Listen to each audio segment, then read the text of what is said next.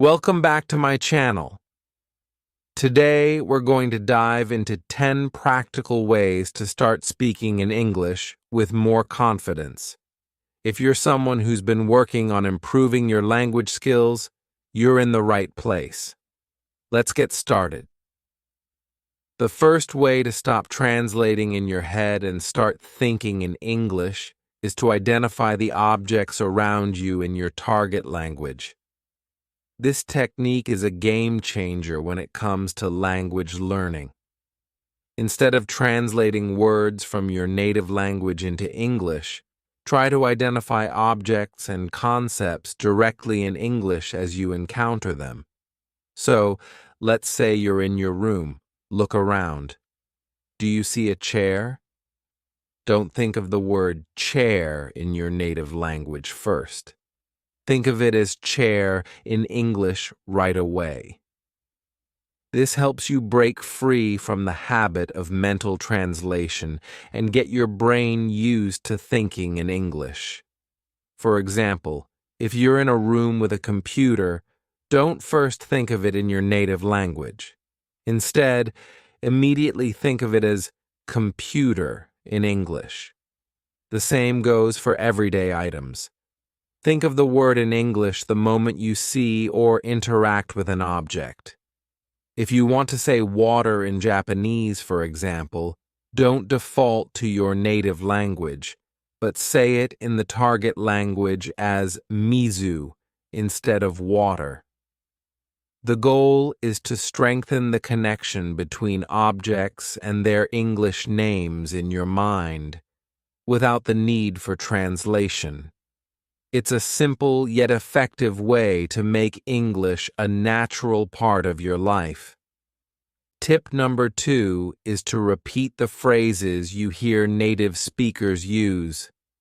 If you're learning English, one of the best ways to get used to the language is by listening to how native speakers structure their sentences and use vocabulary in everyday conversations. Whether you're watching TV shows, movies, or listening to podcasts, pay attention to the phrases and expressions that native speakers commonly use. If you hear something interesting, or a phrase you haven't heard before, don't just passively listen. Repeat it out loud. By repeating phrases, you can practice pronunciation and get familiar with the rhythm and flow of the language. Sometimes it can be hard to practice speaking out loud if you're in a public place, and that's totally okay. You don't have to practice speaking everywhere. Find a comfortable, private space to practice so you can focus on getting the sounds right. The more you repeat words and sentences, the more natural they will become, and your mouth will get used to forming the sounds and pronunciations of English words correctly. It's important to understand that simply listening to native speakers won't be enough for you to truly improve. You need to produce the language yourself.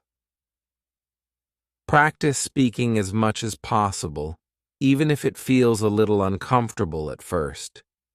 The more you speak out loud, the better your pronunciation and fluency will become over time. So, for example, if you're watching a video like this, you can repeat after me. Try to say the words I'm using and practice mimicking the way I'm speaking, paying attention to how native speakers combine vocabulary and expressions. It's through these small, consistent practices that you'll really start improving your speaking skills. By following these steps and incorporating them into your daily life, you'll be well on your way to becoming a more fluent English speaker. Let's keep practicing together, step by step. And it's a great idea to try practicing how native speakers structure their sentences and put their words together. Pay attention to how they form phrases, especially when you're watching media, such as TV shows, movies, or listening to podcasts. One of the best ways to improve is to repeat after native speakers. Mimic not just their vocabulary, but also their tone, intonation, and rhythm. You can also do this while reading books. Try reading out loud some interesting lines or passages from books you enjoy. If you come across something that's a bit more difficult or unfamiliar, reading it aloud is an excellent practice technique. By doing this, you'll get more comfortable with sentence flow and how native speakers tend to connect words in natural speech. It's a simple but effective exercise to improve your pronunciation and fluency. Another useful practice tip is to create a situation where you can't escape into your native language. This essentially means immersing yourself in the language as much as possible. While traveling to a country where your target language is spoken would be ideal, I understand that this isn't an option for everyone. However, you can still immerse yourself in a way that simulates this environment, even from the comfort of your home. For example, you can spend a set period of time, whether it's an hour, a day, or longer, where you commit to using only the language you're studying. During this time, avoid switching back to your native language, even as a crutch. The goal is to make it impossible for yourself to use your native language, which forces you to rely entirely on the target language. You could listen to music, watch videos, read books, or even talk to yourself in your target language. This helps you to adjust to thinking and speaking in the language you are learning, without the temptation to fall back into old habits of translating or using words from your native language. If you are fortunate enough to live in a country where your target language is spoken, that's a huge advantage. But it's important to make sure you're actively engaging with the language in social situations. Go out, interact with locals, and try to use the language as much as possible. This will speed up your learning process and help you feel more comfortable and confident when speaking. Whether you're surrounded by speakers of the language or not, putting yourself in situations where you have no choice but to use the language can make a significant impact on your language learning journey. You have to put yourself in a place where you have no choice but to speak. It's very hard, and it's very scary, and it's very embarrassing at first. But if you take time to find places and to make environments that are comfortable for you, where you feel comfortable making mistakes and asking questions, it's very valuable for your learning process. This is actually something that I did totally. I totally did this. My Japanese wasn't very good for a long time, but then I started making friends who could not speak English. Actually, I just did this through finding hobbies. There was a hobby that I had. I joined a group. I actually joined a school where I could learn how to do that hobby. And everything was taught only in Japanese. And the people in my class only spoke Japanese mostly. And then maybe we would go out for drinks and food late at night or on the weekends, and everybody spoke only Japanese. And if I couldn't communicate even simply in Japanese, I had no hope of keeping that friendship together. So it forced me to study.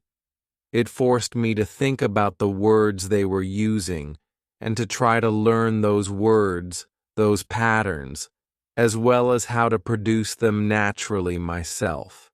So I was learning the vocabulary words the people around me were using and learning how to apply them on my own. That was only possible because I had no escape in those situations. So try to do that, even if you can do it yourself in your house. It's super helpful, I think. Watch TV and movies in your target language without subtitles. Tip number 4 is to watch TV and movies in your target language without subtitles. So I think that watching with subtitles can be very beneficial. So if I'm watching something, or if you want to watch something with subtitles on, great. But I sometimes find that I can, in my case, think too much about reading the subtitles, and I forget to listen. So maybe if you've seen a movie in your target language a few times with the subtitles on, try turning the subtitles off and think about the character's body language, the words they're using. You can always look that up later. Look up the words you don't know in a dictionary, but try to do it where you're focusing completely on the way that people are using their words. Try not to use the subtitle. So kind of play around with it a little bit. If there's a word that's difficult for you to hear, you can actually turn on the subtitles in the native language of the movie as well. That's something that I've done. Like if I wanted to study Japanese, it's very useful when the actual words spoken in Japanese appear on the screen. Sometimes it's easier for me to catch a word if I see it visually and I hear it at the same time. So another way to explore how you can use TV and movies is to actually turn on the closed captions, like the words on the screen in the native language of the movie. So this is sort of 2 points in one. So 1, watch movies without subtitles, meaning subtitles in your native language. And hint 2 is to watch movies with closed captioning on. But the closed captioning is in your target language, not in your native language. So you can try those 2 things with TV and with movies. Don't bring a dictionary to your lesson. Tip number 5 is, don't bring a dictionary to your lesson. Okay, so give me a second here. So I understand that dictionaries, especially electronic dictionaries, we have them on our phones now, are very, very convenient. Of course, it's important to use them, and they're a great resource to have. However, one thing that really bothers me and that I think is detrimental and not helpful for students is when students are in a lesson and they're practicing conversation and they reach a point in the conversation where they don't know the word they want to use. They know it in their native language, and they don't know how to say it in their target language. They pull out their dictionary. They say to the person listening to them, their practice partner in their lesson, where they have a limited period of time, just a moment, and then they look it up on their phone. It takes a few seconds. The flow of the conversation stops, and then they say a word. It's like, whoa, no. You don't have that ability. You don't have the ability to do that in a conversation with a native speaker. Most people, like if you go to a bank and try to open a bank account, are you really going to pull out your dictionary and sit there and try to communicate? Just a moment. As you look up each word, you don't know? Number. Or if you do, that's not a real conversation. So, instead, try using a different strategy. By that, I mean if you find a word you don't know in conversation, explain the word to your conversation partner. Maybe they know the word. If you're speaking with a native speaker, this is a chance for them to teach you a word. I find that when people take the time to teach me a word, I remember the word much better than just looking it up in my dictionary. So, try to resist. Maybe you can bring a dictionary to your lesson, but don't use it or try not to use it in your conversation practice. It destroys the flow of a conversation. So instead, practice the skill of describing the vocabulary word you want to use and learn how to ask the meaning of a word or learn how to ask for a vocabulary word from your partner. So you can use an expression like, ah, what's the word that means blah, blah, blah? Or, you know, it's this thing that does this and this and this. So, this is an opportunity for you to describe characteristics of something or find a different way. You can use your body language. You can use whatever.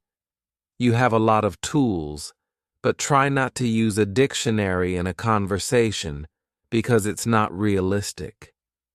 Train responses to common questions. Number 6 is a quick one. I think hint number 6 I have, is just to train responses to common questions. So, for example, a very common question in English is, "Hey, how are you?" You should know how to answer this question. Just have a default response. "Hey, how are you?" "I'm good." If it takes you a long time to answer the question, "Hey, how are you?" you need to practice. I think that's a pretty good indicator. So, for example, sometimes I ask students a question like they haven't quite gotten the idea of how to respond just yet. They're not quick at responding. I say, "Hey, how are you?" And they say, "Yes." And then they think, and they go, "I'm good." That's a very common question.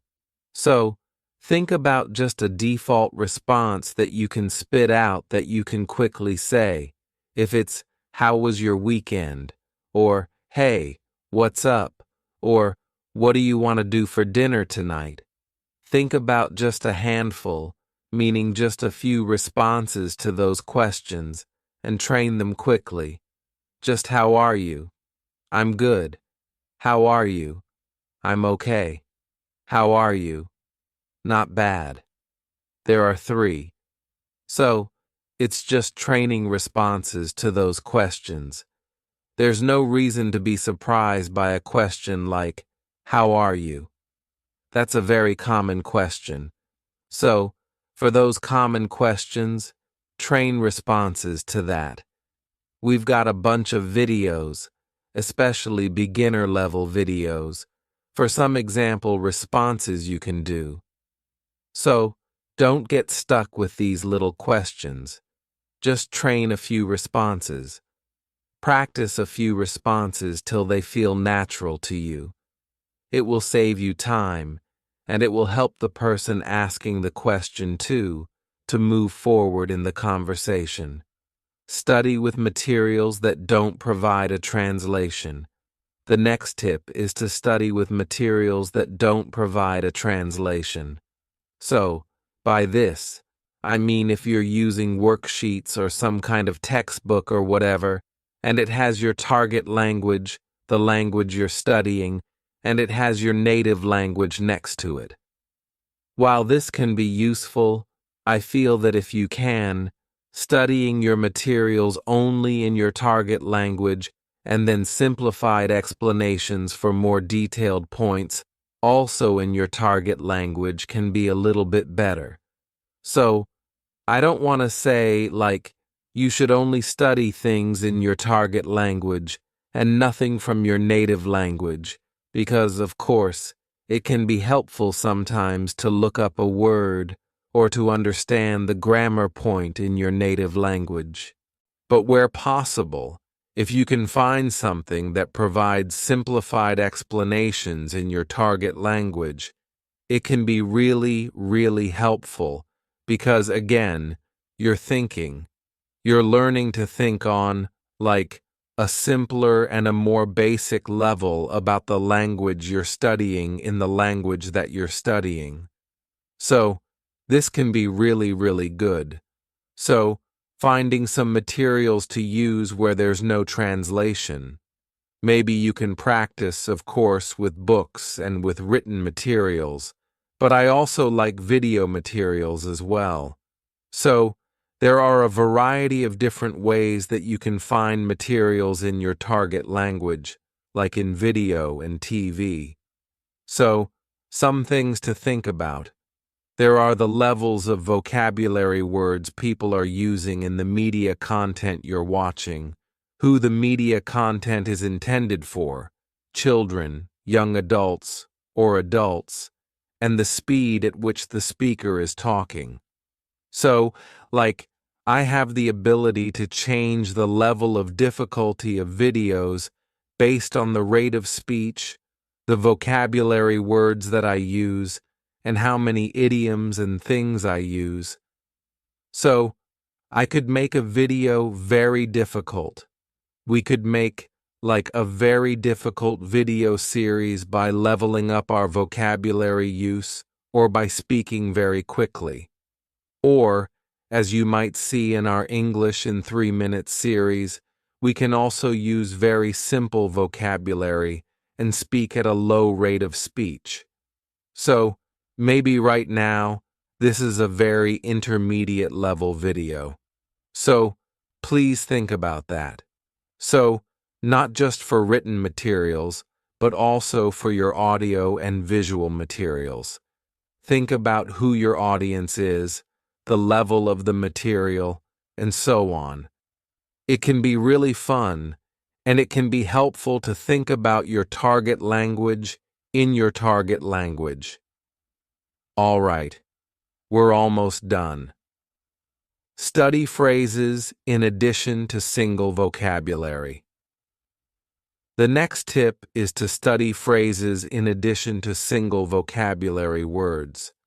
So, yes, of course, vocabulary is important, but I find it personally very, very useful to look at how a vocabulary word is used in a phrase, because sometimes using it in a phrase helps you understand the nuance of that vocabulary word really, really well. Like a word like crazy, for example, in English. Depending on the situation where the word crazy is used, it could mean something different. It could mean like a person who is mentally confused or mixed up. It could also mean something really good. It could mean something really bad. So, if we look only at the word crazy, it's quite difficult to really understand the meaning of the word. But if you look at the way the word is used in a phrase, you can get a lot more information. So, take a look at the way people use words and phrases, not just a single vocabulary word. You can learn a lot more that way, I think. Do your daily activities in English where possible. The next tip is to do your daily activities in your target language. So, if you're studying English, that means trying to do some daily activities in English, if possible. So, this could be very, very boring stuff, but just think about it when you're doing the activity. So, like right now, I'm filming a video for Learn English with listening, or I'm going to work, I'm cooking breakfast, I'm doing the laundry. What do I have to do tomorrow? So, try thinking about your everyday life in English if you're studying English. Try thinking about your everyday activities, the people that you meet, and what you are doing. So, this is a way to help you practice your verb. So, if you don't know, if you're, I don't know, you're doing something at work and you're like, oh my gosh, how do I explain what's the verb for a picture? Like, I want a blah blah blah picture. What's the word? You can check a dictionary at that point and go, oh, it's draw. I need to use the verb draw for draw a picture. So, you can find these little gaps in your everyday life, these little gaps in your knowledge, if you think about your everyday activities in your target language. If you don't think about it in your target language, you might not realize you have vocabulary gaps or phrase gaps here and there. So, this is a really good and kind of funny, actually, way to study. Use a learner's dictionary for new words. The last tip is to use a learner's dictionary for new words. So, in English, there are learner's dictionaries available in English. So, my personal favorite channel is Learn English with Listening. If you find a word that you don't recognize, you can check it in a dictionary, in a learner's dictionary, and it gives you a simple explanation in simple English of that word. So, instead of checking it in your native language, you can check it in your target language. So, again, this helps you to understand the word that you're focused on, but you understand it from the language you're studying, not from your native language. So, using a learner's dictionary can be really, really useful as well. All right. So those are 10 tips to help you stop translating in your head. I know it's very difficult, but it takes time and it takes practice, and I hope that these are a few strategies that can help you as you study any language. Of course, this is an English language channel, an English language learning channel, but I think these tips are pretty good for learning just about any language, really. So, I hope those are useful for you. If you have tried these strategies, or if you have any other comments or other tips, please let us know in the comment section below this video. Thanks very much for watching this episode of Learn English with Listening, and I will see you again soon. The end. Thanks for watching and listening.